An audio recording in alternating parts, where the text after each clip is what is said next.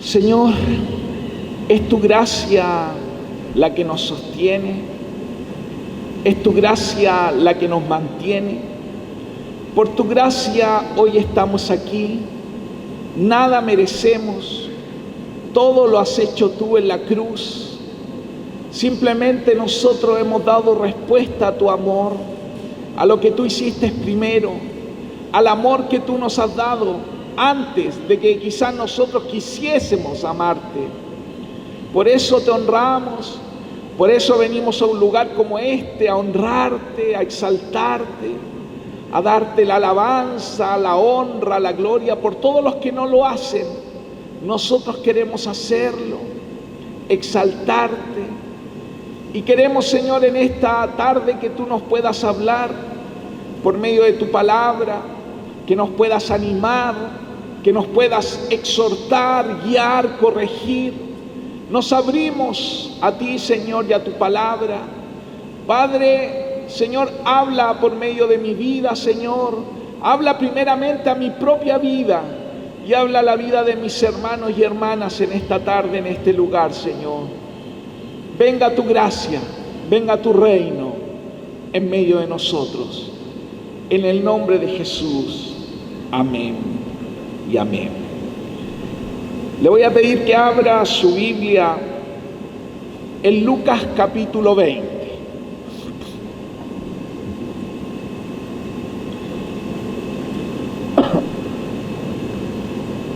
Lucas capítulo 20.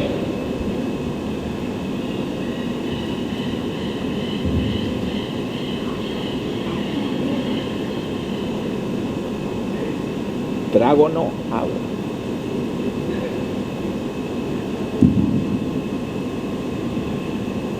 Lucas capítulo 20. Vamos a leer del verso 20 en adelante. Dice así, me parece que ahí también Chayel lo va a poner. Lucas 20, dice versículo 20. Entonces, para acecharlo, enviaron espías que fingían ser gente honorable. Pensaban atrapar a Jesús en algo que él dijera y así poder entregarlo a la jurisdicción del gobernador. Maestro, dijeron los espías, sabemos que lo que dices y enseñas es correcto. No juzgas por las apariencias, sino que de verdad enseñas el camino de Dios. ¿Nos está permitido pagar impuestos al César o no? Pero Jesús, dándose cuenta de sus malas intenciones, replicó, muéstrenme una moneda romana. ¿De quién son esta imagen y esta inscripción? Del César, contestaron. Entonces, denle al César lo que es del César y a Dios lo que es de Dios. Y no pudieron atraparlo en lo que decía en público, así que admirados de su respuesta, se callaron. Creo que una de las cosas que Dios más busca de nosotros es la sinceridad y es la franqueza. Creo que uno de los mayores peligros que nos puede ocurrir es que nos volvamos religiosos, es que nos volvamos hipócritas. Perdón que les diga esa palabra. Pero cuando hablamos de los tiempos peligrosos y de los últimos tiempos, es cuando en nuestra vida no hay convicciones de seguir a Dios. No hay una pasión genuina y verdadera por seguir a Dios. Quizás seguimos a Dios por una inercia. Quizás venimos a una congregación y a un culto como este porque hay que hacerlo.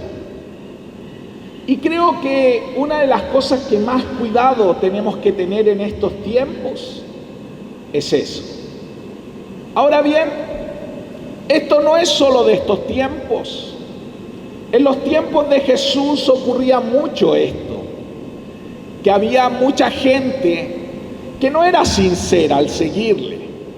que había gente como esta, como los fariseos.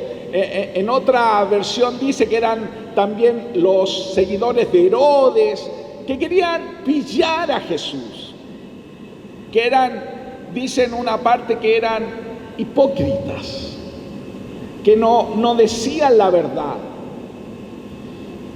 Y creo, hermanos, ¿cuántos saben que Dios es un Dios de gracia? A ver, ¿cuántos levanten su mano los que saben que Dios es un Dios de gracia, perdonador, que da nuevas oportunidades, que es misericordioso? ¿Cuántos saben que Dios es misericordioso? ¿Cuántos han experimentado esa misericordia? Yo le quiero decir que Dios quiere cada día dar esa misericordia a su vida. Dios quiere dar de su amor, quiere darle gracia para que usted venza el pecado y venza sus debilidades. Y yo le quiero decir que Jesús, en todo su ministerio, fue un hombre lleno de gracia, lleno de bondad, lleno de perdón. Cuando las multitudes se le acercaban, ¿sabe lo que les decía? No tengan temor, no tengan miedo. Ese era el mensaje de Jesús. Por eso Él le llama al Evangelio buena noticia. Es la buena noticia del perdón de Dios. Pero tengo que hacer una salvedad. Jesús fue muy duro con los hipócritas. Jesús pareciera que no tuvo tanta misericordia como nosotros queremos muchas veces pensar que Él podría tener si yo soy hipócrita, o de doble estándar, o de doble camino. Creo que una de las cosas que Dios más aborrece es la religiosidad. Y no estoy hablando de ser débil, no estoy hablando de que me cuestan cosas, no estoy hablando de eso. Estoy hablando cuando yo me pongo esa cara y digo todo está bien, nada está mal. ¿Cómo estás, hermano? Súper bien. Y todo lo que muestro parece que está bien. Pero la verdad que debajo de la alfombra hay mucha tierra, hay mucha suciedad. Y a veces, cuando esa suciedad ya salta o se manifiesta, a veces muy tarde para ayudar, a veces muy tarde para dar la mano, porque ya la religiosidad es como un cáncer. Cuando la religiosidad llega a tu mente y a tu corazón, te envaneces y te pierdes. Por eso Jesús en este relato dice: den al César lo que es del César, pero a Dios lo que es de Dios. Nosotros en este mundo, en esta vida, tenemos que hacer muchas cosas para el César, para esta vida, para este mundo. Nosotros le llamamos eso, ¿cierto? El mundo. Tenemos que trabajar, tenemos que hacer cosas. Vivimos en este mundo. No somos de este mundo, pero tenemos que hacer muchas cosas. Pero hay algo que le pertenece a Dios. ¿Qué le pertenece a Dios? ¿El día domingo? Tu vida le pertenece a Dios. Tu pasión, tus dones, tus sueños, tus proyecciones. Por eso es muy fácil que nosotros nos podamos volver religiosos cuando perdemos de vista a Dios, cuando dejamos de mirar a Dios y ponemos la vista en el César y queremos solo agradar a César. Y pareciera que todo lo que hay en este mundo es agradar al César. Por eso mi pregunta para ti, mi reflexión es: ¿estás dando a Dios lo que es de Dios? ¿Estás queriendo ser un discípulo? Entendiendo que un discípulo es aquel que cree todo lo que Cristo ha dicho y ha enseñado, pero no solo lo cree, sino que también hace y obedece lo que Cristo ha mandado. Está en tu anhelo, en tu deseo, en tu pasión, obedecer a Dios, creer a Dios, tener pasión por Dios, que Dios sea lo primero, aunque estés en este mundo haciendo lo que sea, pero que donde estés, sea Dios lo primero, sea tu pasión Dios. Porque si no es así, es muy fácil que caigamos en la religiosidad y en la hipocresía. Porque muchas veces nosotros pensamos que la hipocresía es algo así como súper que se nota. Pero a veces la hipocresía es algo sutil. Es algo que a veces nuestras palabras dicen algo que no concuerdan con nuestra vida. Como el dicho ese, lo que escribimos lo borramos con el codo. A mí me pasaba eso en el colegio porque yo escribo medio raro, así. Y cuando escribía siempre me pasaba eso, que borraba con mi mano. Pero en mi vida yo no quiero hacer eso. En mi vida no quiero borrar lo que escribo con mi codo, con mi mano. Y aunque sé que soy débil en muchas cosas, aunque sé que hay cosas que me faltan, pero quiero ser genuino. Quiero realmente, si yo digo que amo a Dios y que Él es lo primero, que Él sea lo primero. Hay otro relato que está en Mateo, ahí para que lo busque conmigo. Mateo capítulo 21.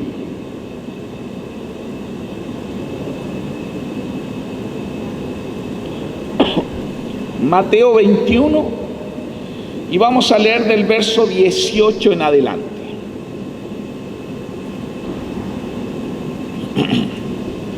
Mateo 21, del 18 en adelante.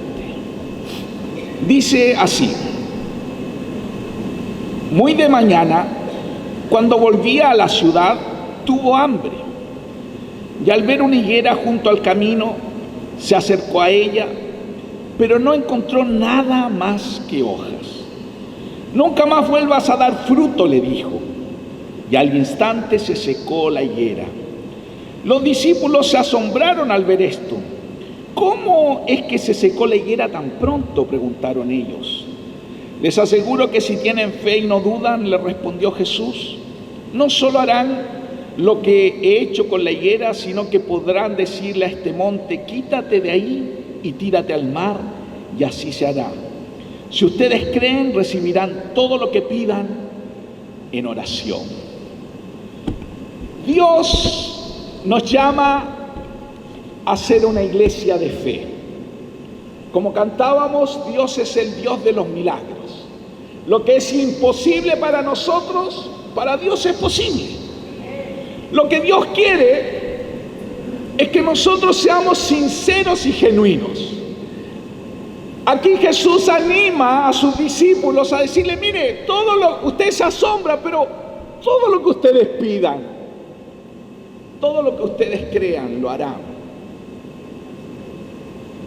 Pero a veces uno se queda en esta parte final y no entiende el contexto. Y el contexto es, ¿por qué Jesús secó un árbol? Porque se asombraron los discípulos. ¿Por qué Jesús secó una higuera? ¿Por qué Jesús secó una higuera? ¿Qué hacía esa pobrecita higuera de malo? Bueno, vuelvo al tema. Hay una sola cosa que a Dios no le agrada. Es cuando yo aparento lo que no soy. Y esto es lo que Dios quiere. Que nosotros seamos francos, sinceros. Que nos mostremos, como decía Pablo, seamos libros abiertos, cartas abiertas, que todos puedan leer. Quizás en algunos van a leer más, quizás en otros menos, pero que seamos así. Que si yo tengo una debilidad, yo pueda decir, esta es mi debilidad, ayúdenme, ore por mí. Si yo tengo un pecado, corra y lo confiese y no lo oculte. Porque el que oculta su pecado nunca va a prosperar, no va a prosperar. Mas el que los confiesa y se aparta es cuando alcanza misericordia. Y no lo digo yo, lo dice la palabra del Señor. Es ahí cuando confesamos, cuando abrimos nuestra vida, confesamos nuestros pecados. Dios es fiel y justo para perdonar nuestros pecados y para limpiarnos de toda maldad. Pero ¿y si no confieso? Si yo y Dios, si yo quiero yo no quiero que nadie sepa mi vida, lo que he hecho. Yo te quiero decir que siempre, tarde o temprano, y a veces más temprano que tarde, todo sale a la luz. Todo sale a la luz. Yo llevo ya varios años caminando en Cristo. Y una de las cosas que he podido aprender, que todo sale a la luz. Por eso no podemos guardar tierra debajo de la alfombra. Un pastor no puede guardar tierra debajo de la alfombra. Pero alguien que se diga cristiano tampoco puede guardar tierra debajo de la alfombra. Porque la tierra nos va a alcanzar. Y cuando Jesús habló de esta higuera y sus discípulos vieron, ¿por qué Jesús se acercó a esta higuera? Yo otras veces lo he enseñado esto, pero es muy interesante porque Jesús es Jesús. Jesús sabe, pero ¿por qué Jesús se acercó de lejos? Dice que vio esta higuera que tenía, dice el relato, muchas hojas. ¿Usted se acercaría a una higuera que no tuviera hojas? No, ¿por qué no? Porque es lógico y es clave que no tiene higos ni brevas. Porque es interesante esto, porque las higueras dan brivo, brivo no, ese es un nuevo fruto, no. Dan higo y dan brevas, ¿cierto? Brivo, digo, así, no. Dan higos y dan brevas. Quizás aquí, como José, nos pueden dar una cátedra, pero yo por lo que entiendo, son los únicos árboles que dan dos frutos. Y en dos periodos del año. Entonces cuando Jesús vio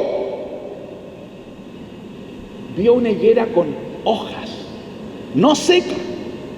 Su apariencia era una higuera. Entonces algo tenía que encontrar. O brevas, o higos, o brigos también. ¿Pero qué dice Jesús? Que no encontró nada. O sea, la higuera tenía apariencia de higuera con frutos. Cuando uno ve una higuera, hoy día en esta época del año, ¿cómo están las higueras? No tienen hojas, ¿cierto? ¿A alguien se le ocurriría ir a una higuera a buscar? ¿Cuándo vamos a buscar higos o brevas? Por eso, Jesús eso fue a buscar. Por eso es tan interesante, hermanos y hermanas, que cuando Dios te mira, ¿sabe lo que Dios quiere de nosotros? Quiere frutos. Quiere que demos fruto. De eso se trata la vida cristiana, en la vida de un discípulo. Un discípulo es aquel que da fruto. Da fruto en su vida, en su carácter, y da fruto en otras personas, se multiplica. Paula nos hablaba la semana pasada que de eso se trata, de amar a Jesús, de ir y rescatar al perdido.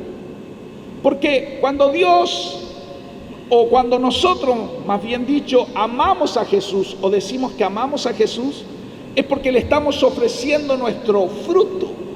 Por eso cuando decimos que la mejor ofrenda que yo le puedo dar a Dios en mi vida, es eso, darle fruto.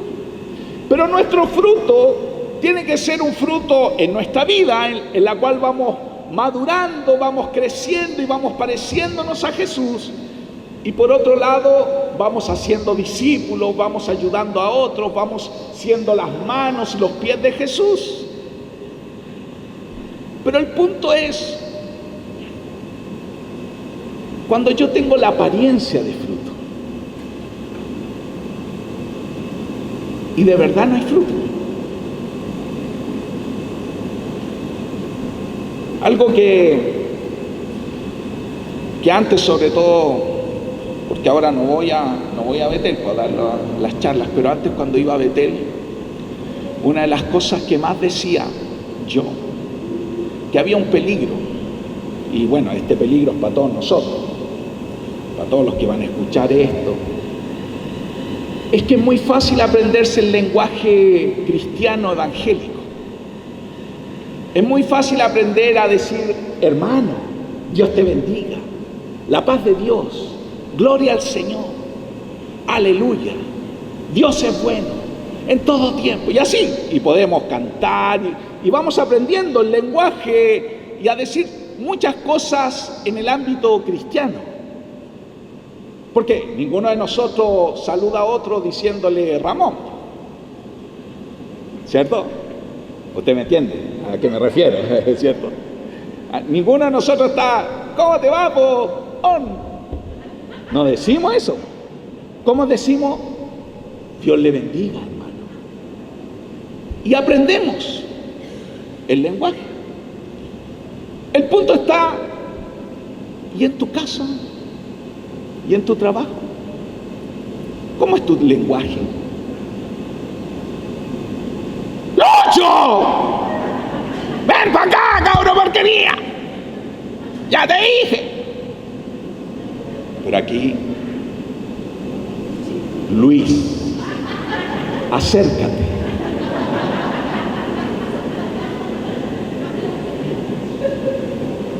Y no voy a decir, porque eso en realidad quizás pasa en mi pura casa, cuando, ¿cierto?, nos maltratamos con palabras. Pero aquí le decimos a la esposa amada, vaso frágil. Y ella nos dice, amado, ¿me puedes traer un café? Y en la casa. Entonces, ustedes se dan cuenta que es muy fácil la dicotomía en nuestra vida. Que es muy fácil que aprendamos lenguaje, aprendamos comportamiento evangélico cristiano, pero no aprendamos la esencia, que es la vida de Cristo en nosotros, que es la pasión de Cristo, que es vivir guiado por Cristo, que es tomar a Jesús y que Él nos guíe. Y yo le quiero decir que a veces Dios lo menos que quiere es que seamos religiosos.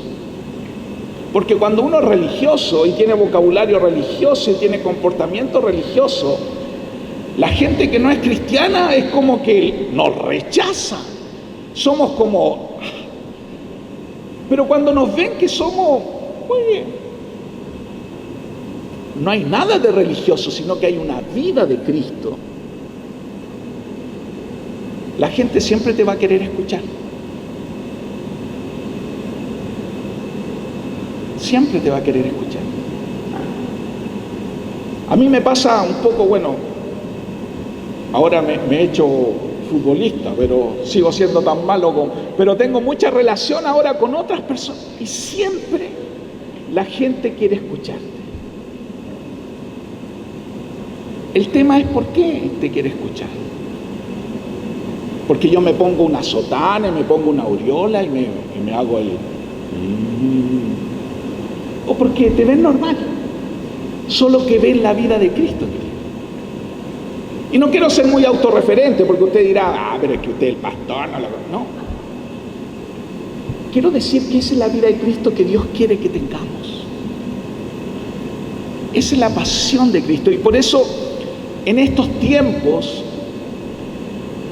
el deseo y la exhortación para ustedes es que vivimos en tiempos peligrosos, en tiempos que no son fáciles, en tiempos donde nuestra fe, nuestras creencias van a ser probadas. Tenemos el 4 de septiembre una votación de aprobar una nueva constitución o rechazarla. ¿Qué sabe usted? ¿Se ha interiorizado? ¿Sabe por qué tenemos que aprobarla o sabe por qué tenemos que rechazarla? ¿Ha orado al Señor? Son cosas que uno se pregunta, pero vivimos en un mundo donde hay cambios que van muy rápido. Entonces, ¿qué es lo que nos va a mantener firmes? Nuestra relación con Dios, pero una relación genuina. Una relación de verdad. Por eso, lo que Dios quiere de ti y de mí es que seamos verdaderos discípulos. Le puedes decir al que está al lado tuyo, Dios quiere que seas un verdadero discípulo. Pero dile con convicción, así que se escuche. Dios quiere que seas un verdadero discípulo. Y sabes, le puedes agregar que un verdadero discípulo es alguien sincero y genuino. Dile, un verdadero discípulo es alguien sincero y genuino. Eso es. Y te quiero invitar a leer Isaías 50. Isaías 50. Vamos a leer el versículo 4 y 5 de Isaías 50. Que en estos dos versículos yo veo unas características de un discípulo. Características de alguien que ama a Jesús genuinamente. Isaías 50, del 4 al 5. Leo. Dice así: el Señor omnipotente me ha concedido tener una lengua instruida para sostener con mi palabra al fatigado. Todas las mañanas me despierta y también me despierta el oído para que escuche como los discípulos. El Señor omnipotente me ha abierto los oídos y no he sido rebelde ni me he vuelto atrás. Yo aquí veo 5 características de un discípulo que nos va a permitir tener una sinceridad y ser genuinos frente a Dios. Dice Isaías 50 que una de las características de un discípulo es que tiene una lengua de discípulo. Habla como un discípulo, no como un religioso. Habla lo que Dios le dice que diga. Y cuando Dios no habla, cuando Dios no dice que tienes que hablar, ¿qué hace un discípulo? No habla, pues. Muchos de nuestros problemas, y a veces problemas conyugales o problemas en nuestra familia, es porque hablamos lo que no tenemos que hablar, que Dios no nos ha dicho. A veces nos metemos en peleas gratuitas porque hablamos lo que no nos ha dicho Dios que hablemos. Hablamos según nuestra carne o según nuestro pensamiento. Y a veces, díganme, a veces nos metemos la pata cuando hablamos. Y no voy a decir, porque a veces uno dice las mujeres. No, a veces los hombres hablamos poquitito, pero cuando hablamos dejamos la embarrada. Y a veces Dios, por no escuchar a Dios, Cuando Dios te dice, cállate, y tú, dele con la cuestión. Y la embarras.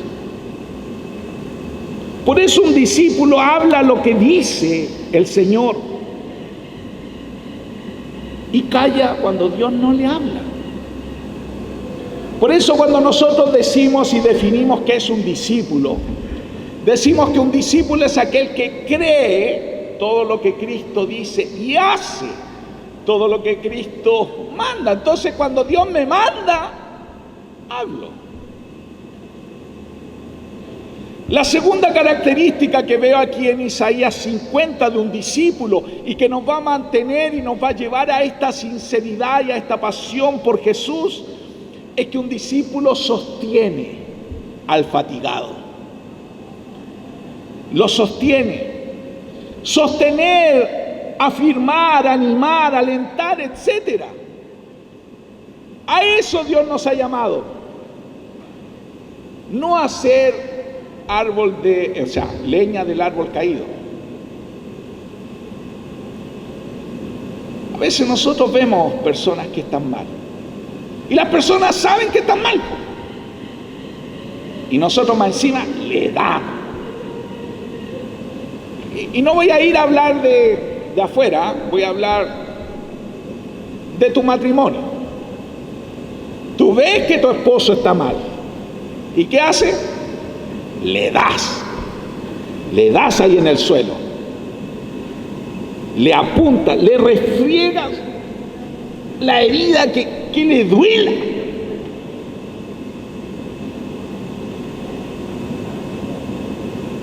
Yo sé que Dios nos manda a ser veraces, pero no siempre Dios nos manda a ser profetas. Dios quiere que también seamos personas que animemos. Sobre todo al que está fatigado. El que está fatigado no es el que está perezoso o el que está así como en la playa, como decimos nosotros. El fatigado es el que ha luchado, el que se ha esforzado, el que ha dado todo y las fuerzas le están faltando. Uno tiene que decirle, mira hermano, mira hermana, mira esposa, mira esposo, mira hijo, mira papá. Yo estoy contigo. Sigamos. Sé que te ha costado, sé que has orado, sé que has luchado. Vamos, sigamos juntos. Eso es lo que hace un discípulo, alguien que es genuino con Dios. La luz del Señor está conmigo de nuevo.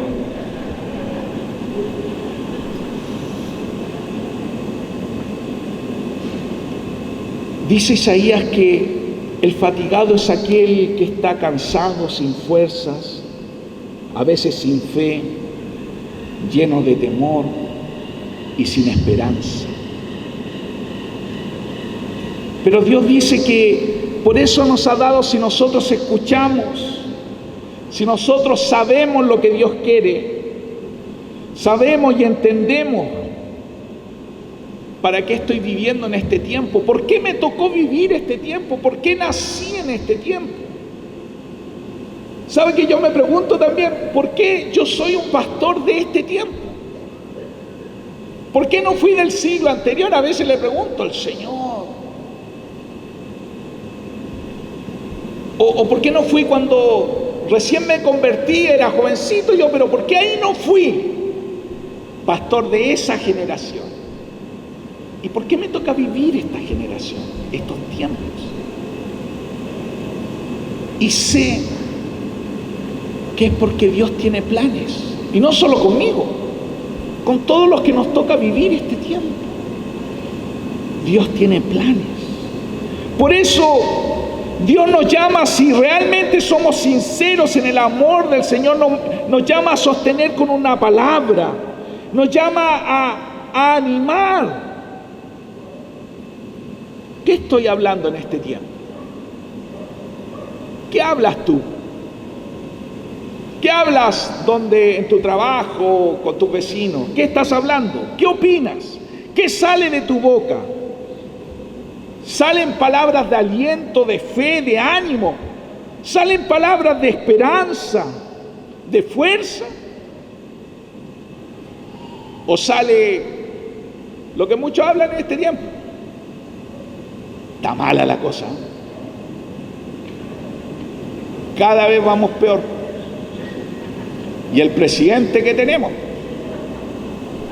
y los mineros que son llorones, y bueno, y podemos empezar a hablar de todo. Pero ¿qué sale de tu boca? Porque es verdad que hay una realidad, pero Dios te dice que también te quejes, que también opines negativamente, aunque maldigas al presidente. ¿Dios te ha dicho eso? Por eso es tan importante aquí vernos, porque de esto se trata la sinceridad. ¿Qué estoy hablando? ¿Qué hablo en mi hogar? ¿Qué hablo? ¿Qué hablo con mis compañeros? Este jefe es mamarrete. El dire, ¿para qué? ¿Cierto? Y hablamos del dire. Pero yo sé que no ustedes, otros que ya anduvieron, ¿cierto? Hablan del dire. Lo tercero, dice que escucha todos los días a Dios. No solo una vez, sino todos los días, mañana tras mañana, dice Isaías en el capítulo 50. ¿A quién estoy escuchando en este tiempo? ¿A quién escucho mañana tras mañana? ¿De qué me alimento? Si yo quiero hablar como un discípulo, si yo quiero creer y hacer lo que hace un discípulo, tengo que escuchar a Dios todos los días. ¿Sabe? Yo creo que más que nunca en este tiempo el enemigo está hablando tanto, de distintas formas, llenándonos de temor, de desánimo, de dudas. Por eso hoy más que nunca es necesario, como siempre en realidad, si yo quiero tener fruto y quiero avanzar y quiero crecer, tengo que escuchar a Dios. Pero a Dios no se le escucha un día, no se le escucha solo en una reunión, se le escucha todos los días. ¿Y cómo aprendo a escucharle? Escuchándole. No hay otra forma. ¿Cómo aprendo a distinguir la voz de Dios? Escuchándole y obrando en fe y obedeciendo. Lo cuarto como característica es que un discípulo no es desobediente, no hace su propia voluntad. Entonces, ¿tú podrías considerarte un obediente? ¿Que tienes obediencia a la palabra, a los consejos de Dios para tu vida, para tu matrimonio, para tus finanzas, para tus dones?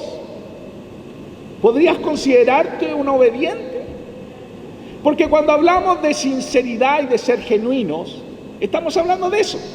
No de ser perfecto, pero sí de tener una intención de obediencia. Porque a lo mejor yo puedo pensar, no, yo soy genuino con Dios. No, yo amo a Dios. Yo no soy hipócrita, pastor. Pero en la práctica, ¿cómo se ve la religiosidad en nosotros? En la medida de nuestra obediencia. Entre más obediente soy, menos religioso soy. Y entre más desobediente, más religioso. Y eso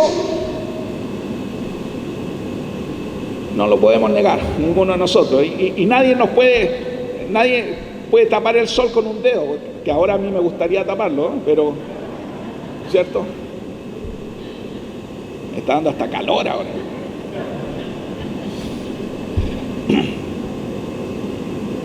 Entonces, qué importante es la obediencia. Y esto es lo que los fariseos no hacían. Por eso Jesús los llamó sepulcros blanqueados. Sabían toda la ley. Eran expertos en la ley. Dicho en nuestro contexto, eran expertos en la Biblia. La sabían de memoria, la recitaban, no sé, etcétera. Pero ¿sabe cuál era el problema? No era solo saberse la Biblia. El problema es que no la obedecían. Por eso a veces, quizás lo poquitito que aprendamos de la Biblia, si la ponemos en práctica, eso es ganancia. Eso es lo que Dios anhela y desea. Y lo quinto y último que veo que nos ayuda a la sinceridad y a ser genuinos para dar fruto, es que en nosotros haya un deseo intenso de nunca volver atrás. De nunca decir, yo ya, esta vida que tuve antes ya no existe. Mis puentes están cortados, mis barcos ya no están. No hay otra vida para atrás. Lo único que me queda es avanzar. Por eso es tan importante, porque algunos pueden decir, yo no vuelvo atrás. Yo no voy a volver nunca, pastor, a ser incrédulo. Yo nunca, pastor, voy a negar la fe. Pastor, yo amo a Dios hasta la muerte. Aquí estoy, voy a ponerle el pecho a las balas. Si tengo que dar mi vida por Jesús, la voy a dar. Y cantamos. Y podemos llorar, Señor, mi vida te doy. Todo es tuyo, nunca más vuelvo atrás. Pero a veces en nuestra casa estamos volviendo a los mismos enojos que teníamos siempre, a las mismas mentiras. Estamos volviendo a la mentira, al rencor, a hacer cosas que no son legales, a mentir, a pagar coimas, a ser fraudulentos, engañadores. Y eso no es volver atrás. Te lo pregunto, eso no es volver atrás. Cuando yo de nuevo me hago parte con el pecado. Pero no estoy hablando de cuando tú caes en pecado. Es que justo me pegaron un martillazo en el dedo y grité y se me salió una grosería y porque me dolió. No estoy hablando de eso. Estoy hablando cuando premeditadamente,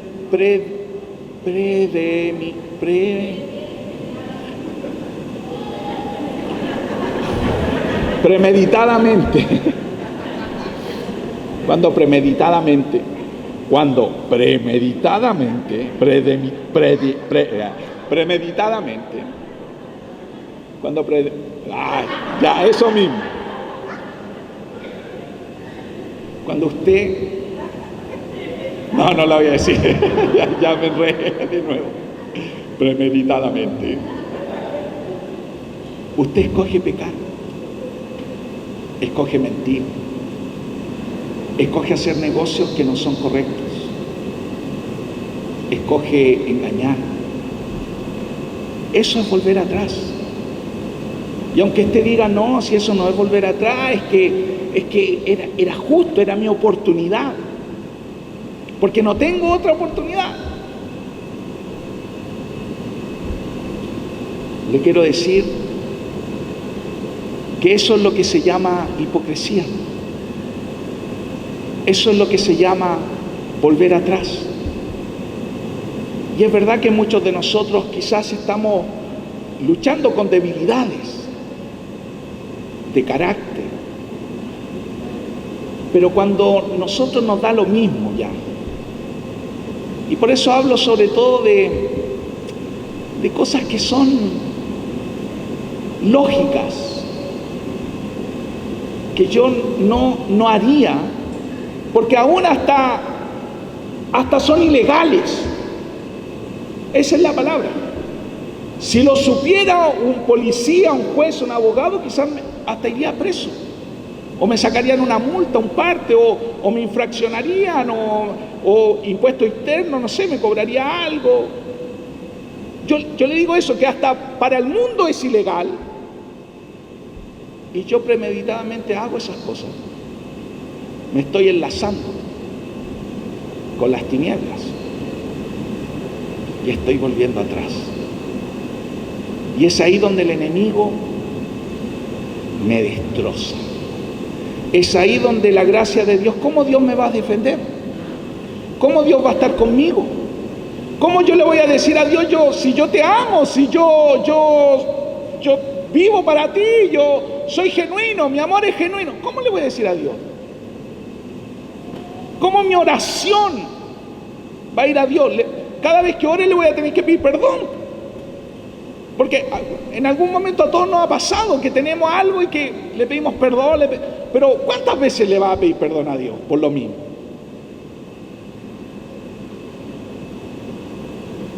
Y no sé si en algún momento escucha a Dios decir, sencillo, déjalo, deja ese pecado, suelta eso, cámbiate, camina conmigo, confía en mí, espera en mí.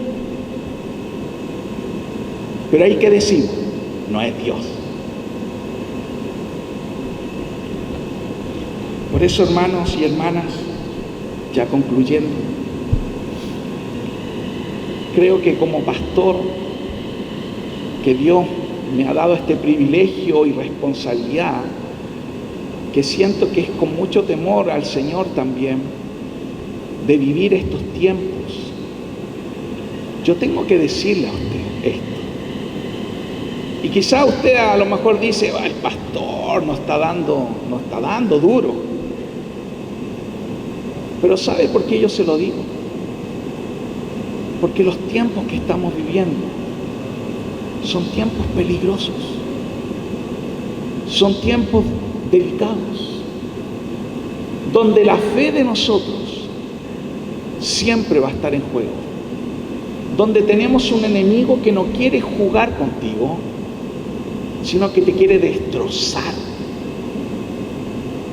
No solo te quiere engañar, te quiere destrozar, te quiere destruir tu vida, quiere destruir tu familia, quiere destruir tu hogar, quiere destruir tus hijos, quiere destruir tus finanzas, quiere matarte, robar y destruir.